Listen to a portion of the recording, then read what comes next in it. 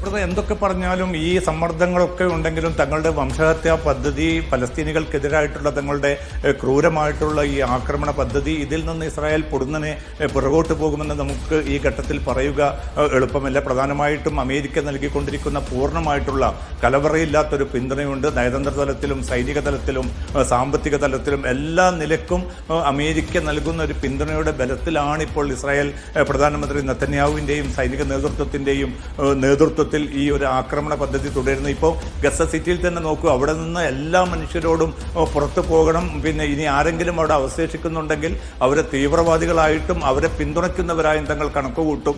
അതുകൊണ്ട് ഒരു വിവേചനവും ഉണ്ടാകാത്ത വിധത്തിൽ വെടിയുതിർക്കും, അവരെ കൊലപ്പെടുത്തുമെന്നൊരു മുന്നറിയിപ്പാണ് ഒരു ഭരണകൂടം, സയനിസ്റ്റ് ഭരണകൂടം നൽകുന്നതും. അതിൻ്റെ ഭാഗമായിട്ട് വ്യാപകമായിട്ടുള്ള ആക്രമണങ്ങളാണ് ഇപ്പോൾ ഗസ സിറ്റിയിൽ അരങ്ങേറുന്നത്. 1,00,000-ലധികം മനുഷ്യർ ഇപ്പോൾ പോലും ഗസ സിറ്റിയിലുണ്ട്.